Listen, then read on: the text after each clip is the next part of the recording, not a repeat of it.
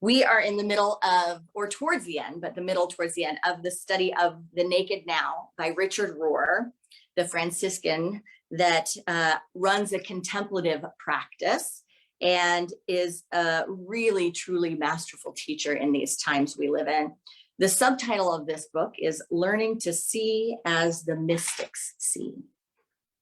In our last spiritual conversation, Richard Rohr said this. He said, we must move from a belief-based religion to a practice-based religion, or little will change. We need to move from a belief-based religion to a practice-based religion, or little will change. So when we really look at that invitation, it tells us that it's not as important what we think as it is how we show up, how we presence things, how we process things, how we open our hearts and experience things, and how we create a being that others experience and the experience they get from us, rather than what we pass down, right? Can you pass down qualities in consciousness rather than constructs saying, believe these and you'll be okay on the planet. Believe these and you'll be a good person. Believe these, follow this narrow road that I'm giving you and you will be okay. Instead, can we pass on the idea that we are learners, that we are co-creative, that we are evolving beings, and that we show up according to our level of consciousness and our level of awareness, and that is so much more foundational and important than the beliefs that we often outgrow. So where religion meets our life, or our inner and outer world, this is our practice. Our practice is where our religion or our spirituality meets our life, both the inner and the outer world of our life and our being. So does our practice, and do the practices of those that we see practicing religion or spirituality in the world, does it help us demonstrate the virtues of the divine? Divine virtues, love, wisdom, order, imagination. Are they high and holy virtues that we express when we engage in our spiritual practice? Radical grace. Or do our belief systems lead us into duality, lead us into polarity thinking, which is us and them, this or that? Does it separate us from the wholeness of God's creation, from God's creation as wholeness, from the divine mind creating as wholeness? So non-duality, or polarity thinking, as Richard Rohr also refers to it, is about activating an awareness with the witness consciousness, developing the witness self, developing what we can also call pure consciousness, pure awareness, a primordial natural awareness that can also be described as the essence of being, or centerless and without dichotomies. In Unity, we talk about this as the Christ consciousness. And we talk about the Christ consciousness a lot, but we don't often really get into what that means. What does that look like? What really is the Christ consciousness? We know on the surface level, when we teach in New Thought, we know it's not just reserved for Jesus. It was demonstrated in and through and as the master teacher. We know that it's higher self-awareness. We know that it is imbued with the allness of what love is. But we don't often get into the nitty-gritty of what that means. Christ consciousness. What does that look like in a real solid practice?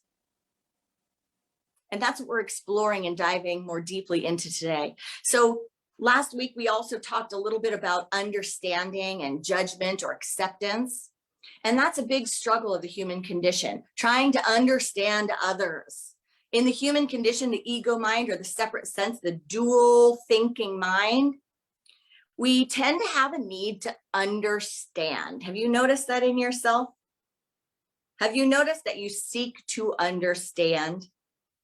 To understand other people, their actions, their behaviors, how they show up, where they were coming from, to understand yourself. That's part of the human condition. That's a struggle of the human condition. And often the psyche needs to even agree with others in order to make them okay or safe on the streets of our minds. Do you have a need to find agreement and agree with others in order to make them safe on the streets of your mind? Has anyone ever had a challenge understanding themselves? I was just watching a new show. I just checked into it. I think it must be out of Australia or something. And there was a point in this show where an ex-boyfriend shows up, and he's a guy that works with explosives, and she was very attracted to him. They had a relationship, and now they're not together. But in this little scene, she's pulling up with her brother to her apartment, and her brother's going to stay with her for a little bit. And there's a massage chair in the yard, in the field, in front of her apartment. And he goes, "What is your favorite chair doing in the yard?" And she just kind of looked at him like, "Oh." And the brother said, "You really need to change the locks on your flat. You need to change the locks." And then all of a sudden you see the massage chair blow up. It goes into a lovely little explosion. And it turns out it's the ex-boyfriend. And so a little later on in the show, she's just standing on her balcony as she's telling him, like, "You got to get out of here. And this isn't happening anymore. Like, it's done. It's beyond done. I'm done." And she has a contemplative moment where she talks about attraction and just says something to the effect of, like, "Why doesn't it work better? Like, why aren't we programmed a little bit better than this, that we would be attracted to things that are good for us?" And you can tell she's just having a moment and going, "God, let me understand myself. Let me understand myself. How do I get here? How am I attracted to that which is not the greatest for me?" How often do we have challenges understanding ourselves? How interesting is it to learn yourself? The investment of time, the investment of meditation, the investment in the practice that it takes to really start learning yourself and understanding yourself. And can we ask ourselves today and just open up this broad idea today, this broad invitation, that if we struggle to do that with ourselves, if we struggle to understand even ourselves, the ones we're closest to, the ones we have access to all of the information, all of the history and all the patterns, all of the therapy and all of the techniques, all of the spirituality and all of the religion, nothing's off limits here. We've got every bit of information we could possibly want, and yet we still struggle to understand ourselves, right? Know thyself. So if we struggle to do that,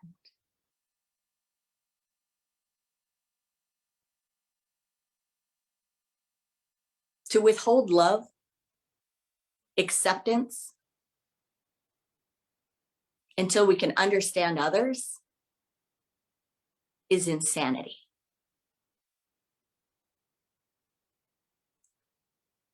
How insane is that? To think that we could reach this unattainable goal, to understand everyone when we spend a lifetime on the journey to understand ourselves, on the quest to know thyself. So is it worth waiting a lifetime?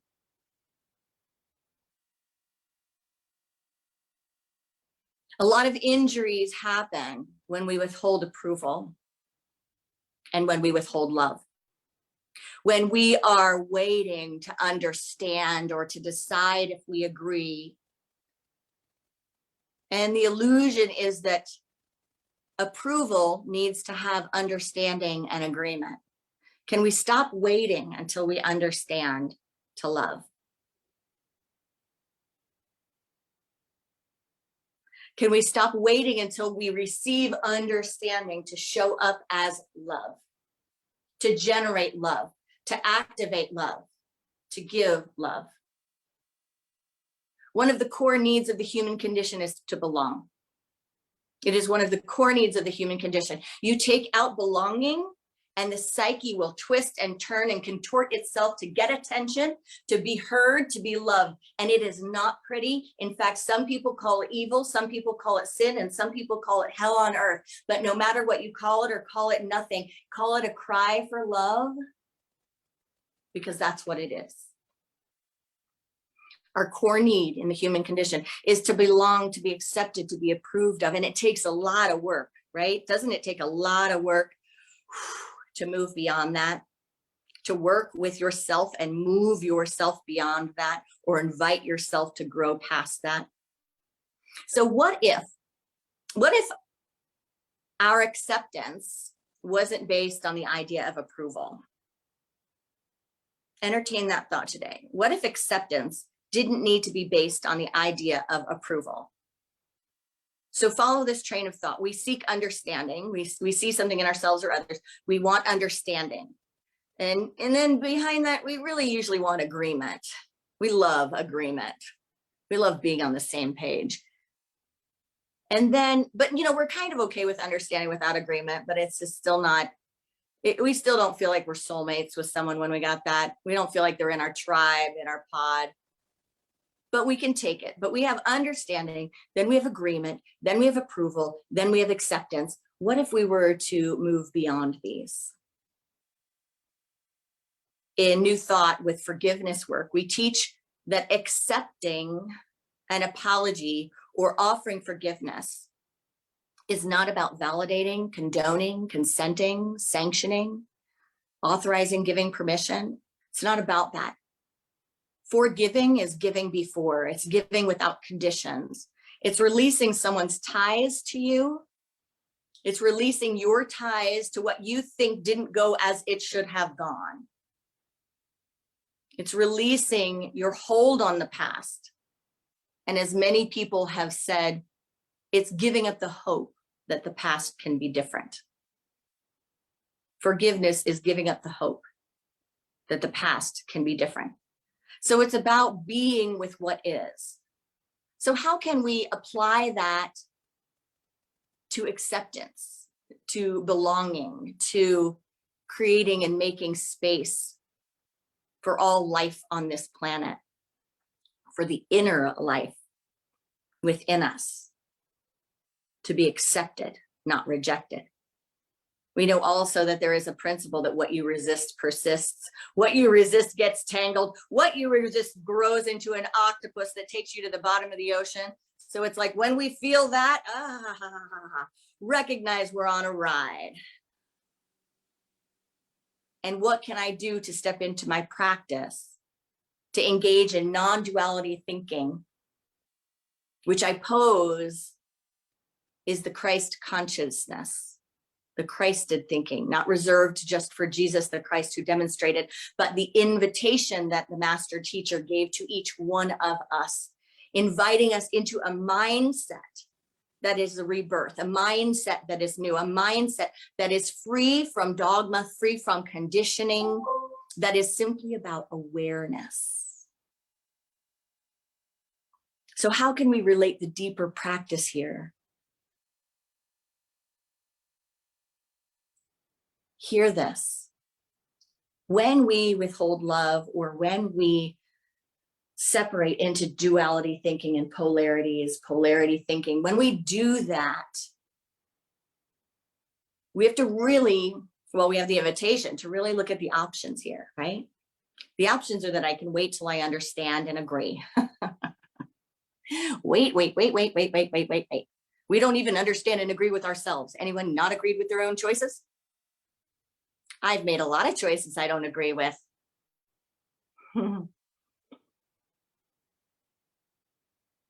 So if we can recognize the insanity there, then we just move into the space where we realize how ridiculous it is to stick to the human condition instead of saying yes to the spiritual invitation. So can we breathe into this statement? I give up my right to think I should know, or even direct or authorize how everyone else should think, feel, and act. Newsflash. Breathe into that with me. I give up my right, because it's my ego's right. I can do whatever I want when I'm here on the planet, when I'm here in expression. I can do it. I'm going to be tangled up in an octopus at the bottom of the ocean, but I can do it if I want. Sounds like a kid's song or a kid's book. I give up my right to think I should know, or even direct or authorize how everyone else should think, feel, and act, what they should believe, and how they should live their lives. Can we really hear that? It's not mine to know, to regulate, to decide, to dictate, to direct. Because here's the decision. See, the illusion thinks that we can do that and still be in love, still be in the energy of love, still be in the energy of radical grace or acceptance, but we can't get to there from here. We cannot get to the Christed consciousness from that mindset, from that type of thinking, from duality.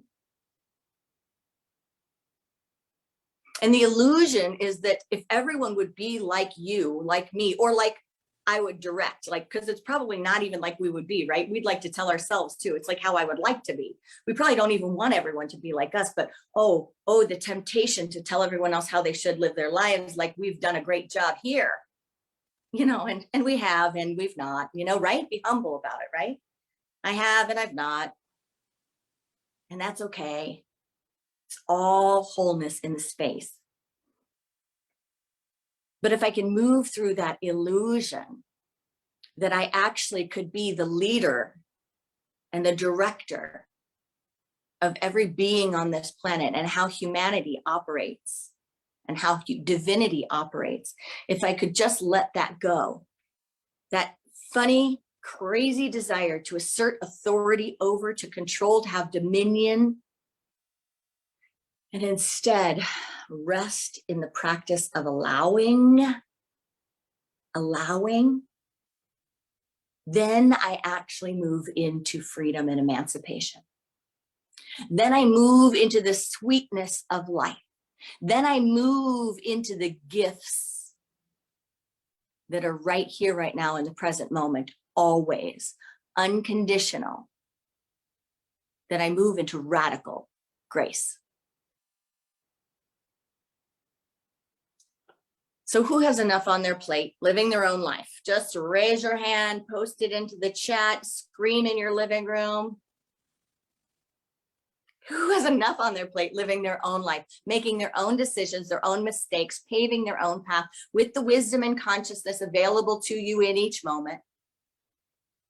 You have heard it said that every decision we make is made with incomplete data. If we had every bit of data we needed, it wouldn't be a decision.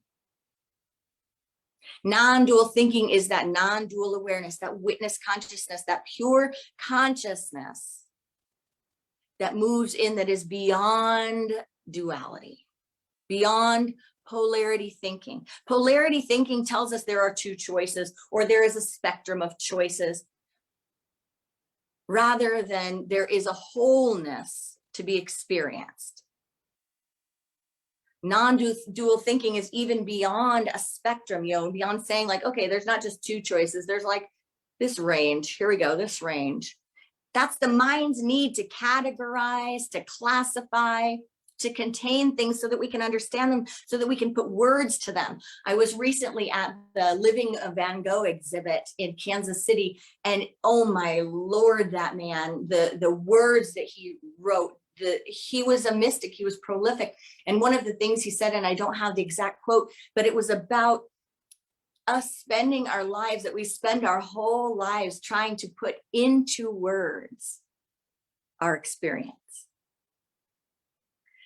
to find words to match our experience. Like, just feel that for a moment. Feel how big your experience is. Feel who and what you are. And then think how funny it is that we take that vastness and we have to find these little words to try to send them off to others, or to categorize them for ourselves.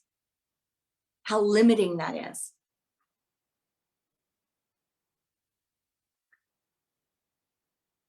Non-dual thinking neutralizes all options in the spectrum and has awareness and ability to hold holistically, to leave everything intimately connected,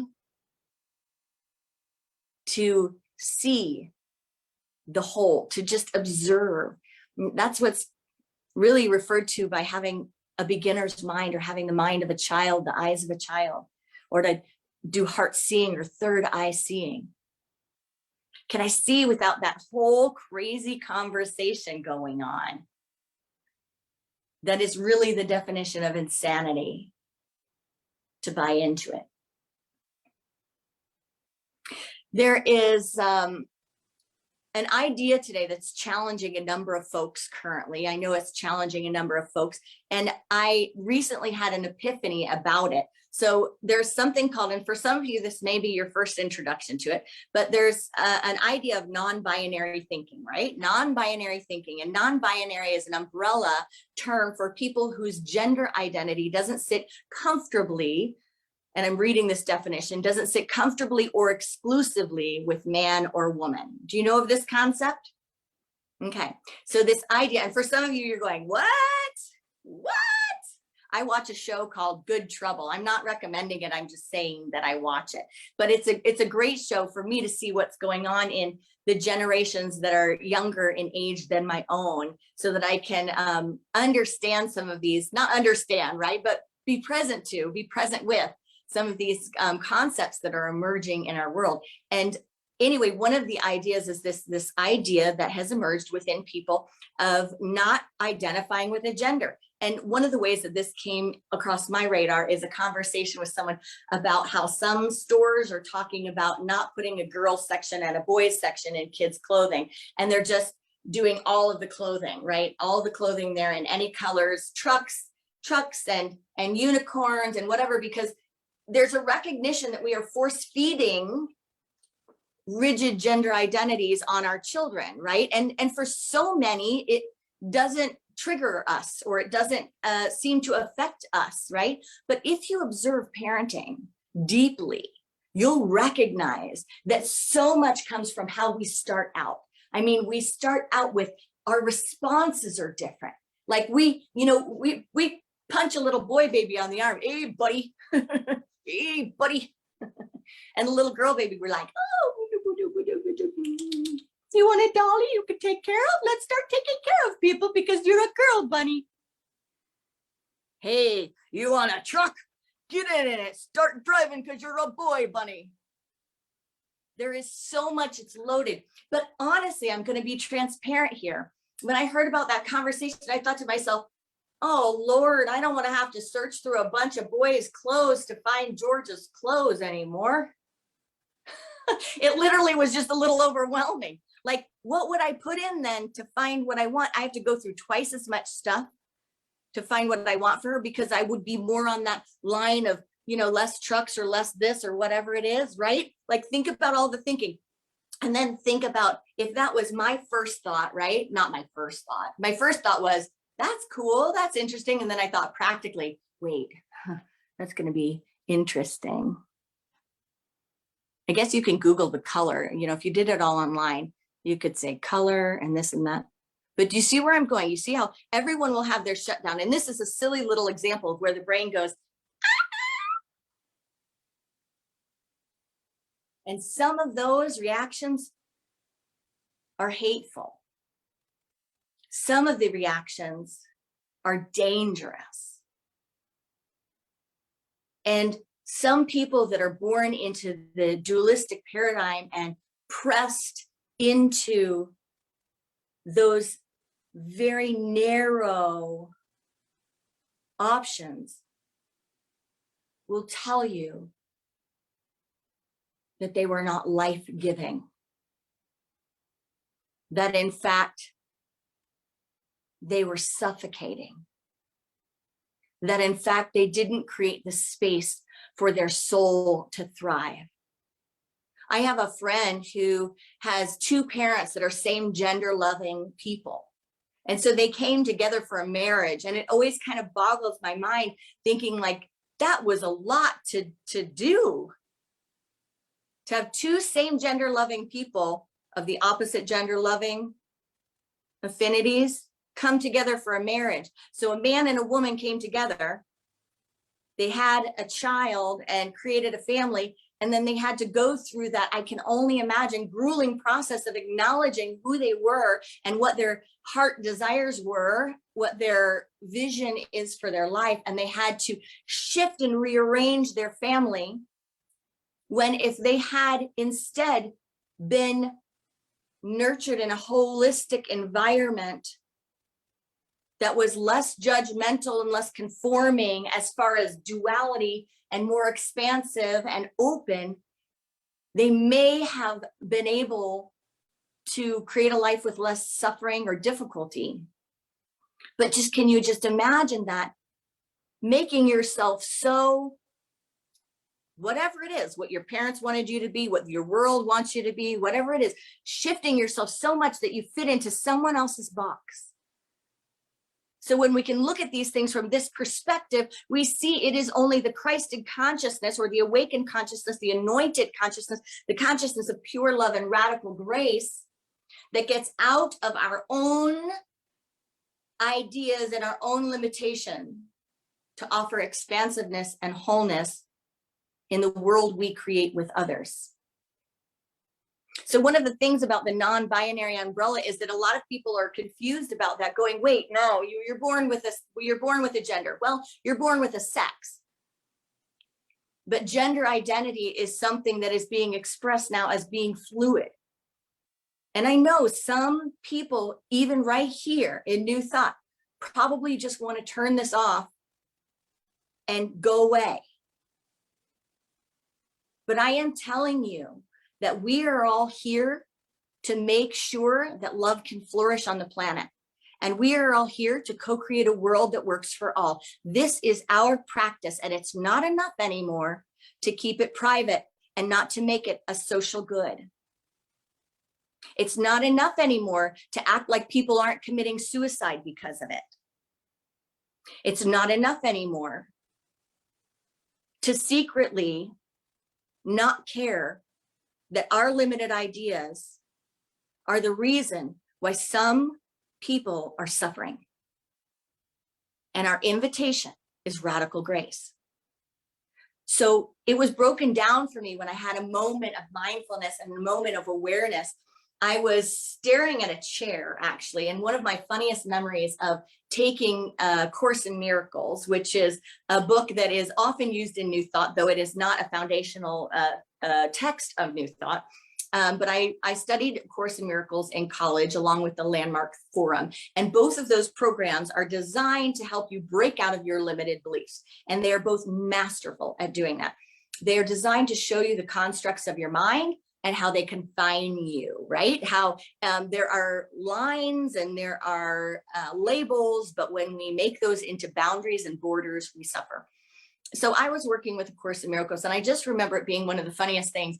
The lesson in A Course in Miracles, where you look at a chair and they say, just stare at a chair. Here's your meditation work for today. Stare at a chair, and you go, that's not a chair. So you look at the chair and you just keep looking at it and talking to the chair, and you're like, that's not a chair. And your brain is saying, that's a chair. That's absolutely a chair. That's not a chair. And it sounds like insanity, but the more you do the practice and the more you move into a contemplative meditation with the chair, you recognize that isn't a chair. In fact, that's wood. That's not wood. Okay. That's shapes, colors, form, texture, substance, solid. Oh, nope, it's not solid. That's actually solid and space. It seems like it's not moving. No, actually, there is movement. There's movement, there is space, it's energy. And that came back to me, and I realized that this invitation that we're experiencing right now in the collective consciousness to move from binary to non-binary, to move through our limitations, is the practice introduced to us in A Course in Miracles.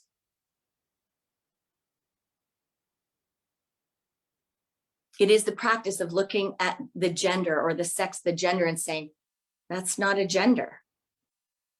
That's not what we think it is. It's a construct.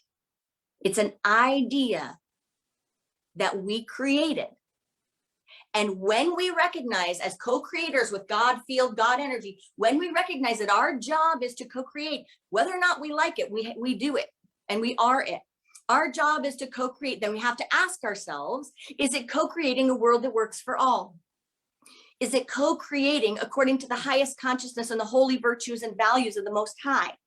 Is it co-creating in a way that allows people's souls to soar? Because that is our divine birthright, and that is our calling. So many people can look at politics and say, I don't fit into my two options. No, I have the option of Republican. I have the option of Democrat. And you could say I also have the option of Libertarian or Green Party or one of the others, but do you really? Do you really feel like you do? Or do you feel like you need to vote for one or the other?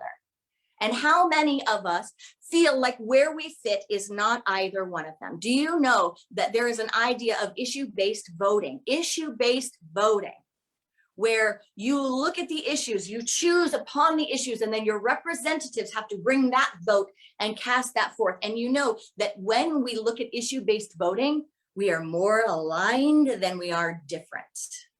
That there is actually a much clearer majority, a higher percent of people, that when you look at issue-based voting, it becomes clear. But what happens? We lock things on to issues that people are grounded and rooted in, that they will not move because their minds or their egos or their hearts, whatever it is, tells them, I have to stick to this. So I'm willing to take all of this garbage because I have to hold on to this one. An outdated paradigm, no? Options in which many of us find that we don't fit into the options that are available to us. We find the two options suffocating or limiting.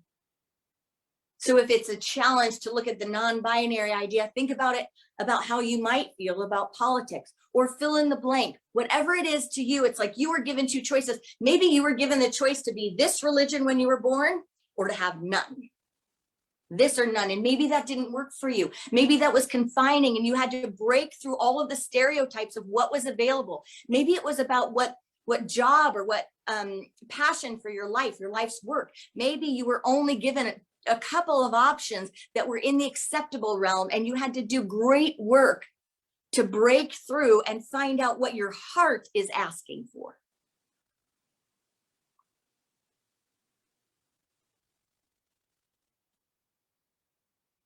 What if we acknowledged when the choices that seem available to us feel suffocating or limiting?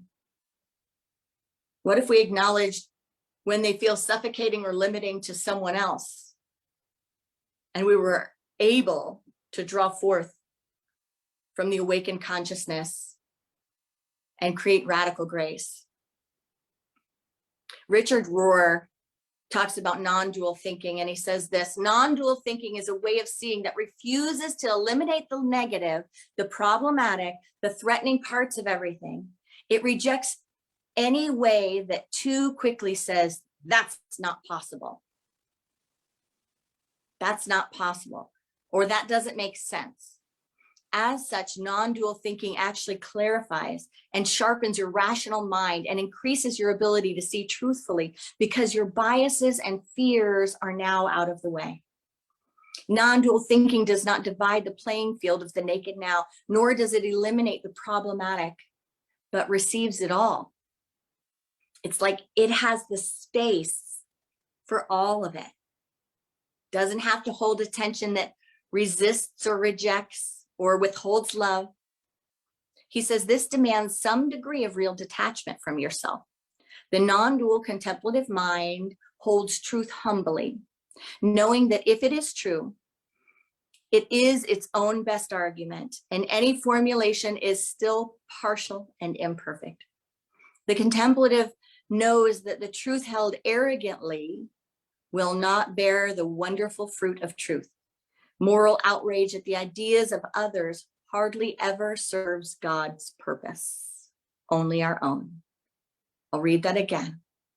Moral outrage at the ideas of others hardly ever serves God's purpose, only our own.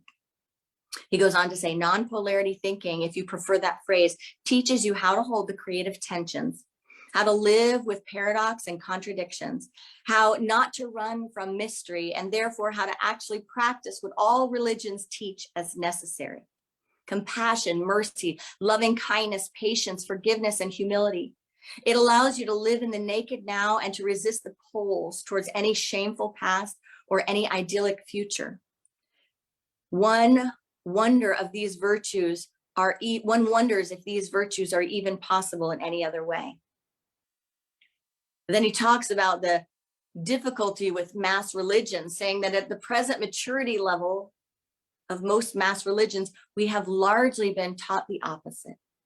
We judgmentally look for the sin, error, or mistakes in ourselves or others, not to consider its message for us, but to catch it, hate it, eliminate it, and often to project it elsewhere. Such people easily see the splinter in their neighbor's eye while unable to see the log in their own, as Jesus puts it.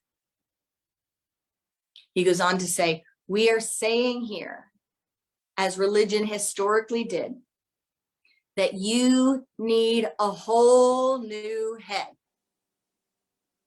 You need a whole new head. Are you ready? You can't try to fit it into this one. We can't rearrange it in there and find it a little room, just a little spot of acceptance or love or grace. Just a little bit. No, we need a whole new head. You need a new motherboard, changing the actual hardware that processes your experience. It's not merely a change of morals, group affiliations, or belief systems, but a change at the very heart of the way that you receive, hear, and pass on your own experience. This is transformative religion. We need a true sanctuary, we need true sanctity if this world is to thrive, and Christianity is to be something more than a protector of privilege, fear-based thinking, and the status quo. We need what Paul calls a new mind, which is the result of a spiritual revolution. Welcome to the spiritual revolution.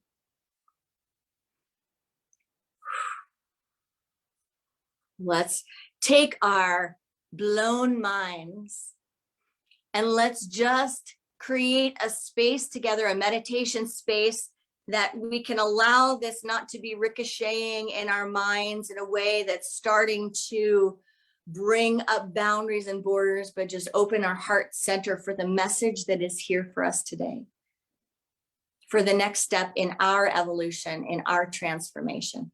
So I invite you to just become quiet right now, taking 3 deep breaths as we enter this meditation, as we create time for the silence together.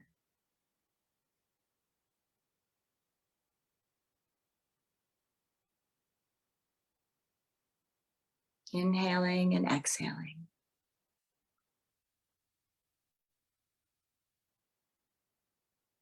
Inhaling and exhaling.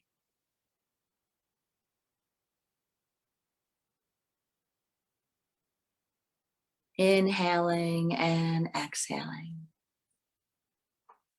We live, move, and have our being in a universe of wholeness. We belong. Each one of us belongs so deeply that even the word belonging is an error. Because we cannot belong to something that we are of. We already are of it.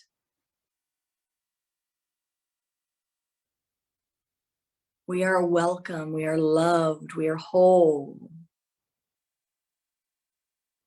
We let go of the idea that anything can threaten us or threaten this wholeness.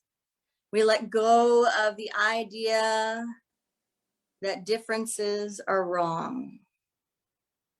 And once and for all, in the core of my being, let me get it, sweet spirit, that I am here to serve.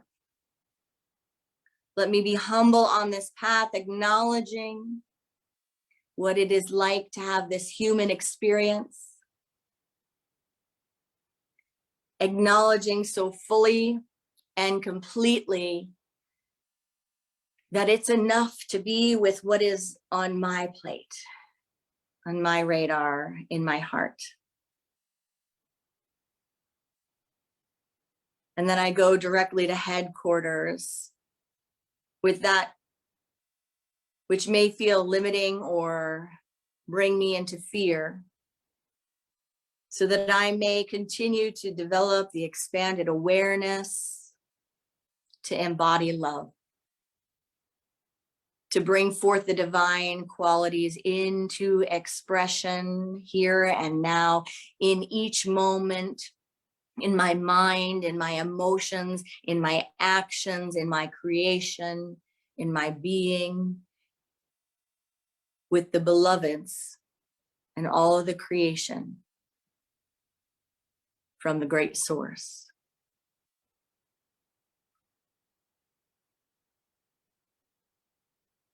From the words of Richard Rohr, when I breathe into this practice, he says, I can begin to enjoy all things in themselves, and not in terms of their usefulness or importance or threat to me.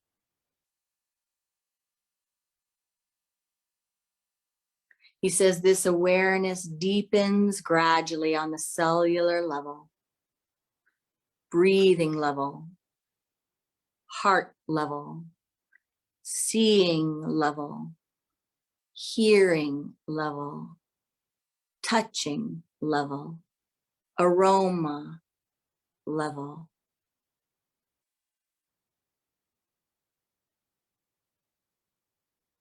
So we allow our practice to deepen right here and right now on the cellular level, from center to circumference. We are awakened.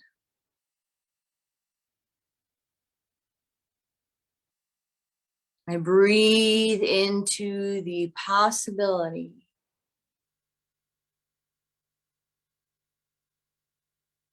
that I don't need external things to happen. I don't need to control others or to feed this dual thinking mind to be content or happy.